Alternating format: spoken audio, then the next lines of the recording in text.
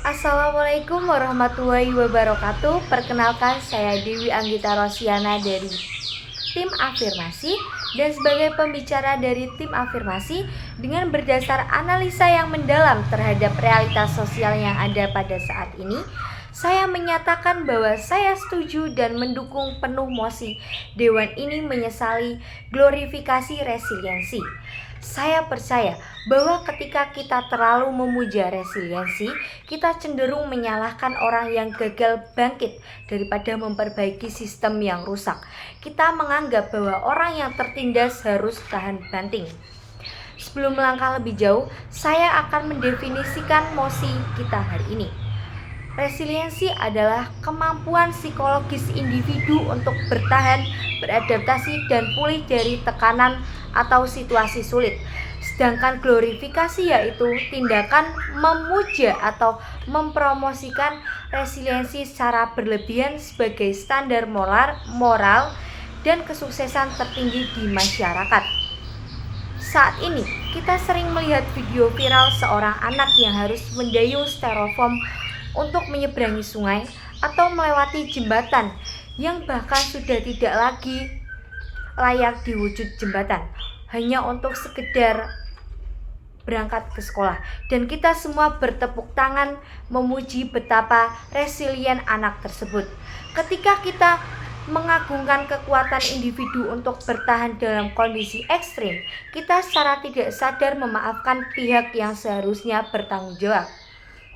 Pemerintah merasa tidak perlu membangun jembatan untuk anak-anak itu karena dianggap anak itu akan cukup tangguh untuk melewatinya. Resiliensi menjadi alasan bagi pemegang kebijakan untuk lepas tangan, alih-alih bertanya, mengapa sistem ini membuat orang menderita? Kita justru sibuk memuji mereka yang mampu menahan penderitaan tersebut. Ini adalah sebuah pengalihan tanggung jawab di mana penderitaan masyarakat diubah menjadi narasi inspiratif demi menutupi kelalaian. Kemudian, mengenai beban psikologis yang berkaitan dengan kesehatan mental, glorifikasi resiliensi menciptakan sebuah stigma bahwa jika Anda jatuh dan tidak bisa segera bangkit, maka Anda adalah pribadi yang lemah.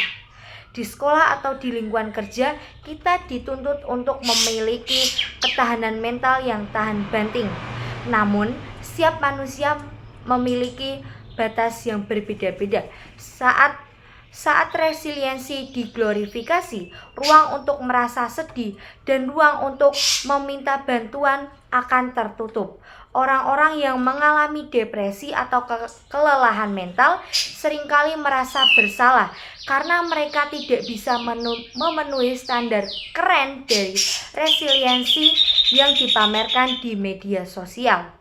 Hal ini berujung pada kondisi psikologis yang lebih parah karena emosi negatif yang dipendam demi terlihat tangguh. Kita menciptakan masyarakat yang terlihat kuat di luar, namun hancur di dalam karena bantuan profesional dianggap sebagai tabu dan dianggap sebagai kekalahan dari sifat resiliensi itu sendiri. Kemudian, dalam dunia pendidikan dan kerja, narasi tekanan akan membentuk berlian seringkali digunakan untuk memberikan beban kerja yang tidak manusiawi.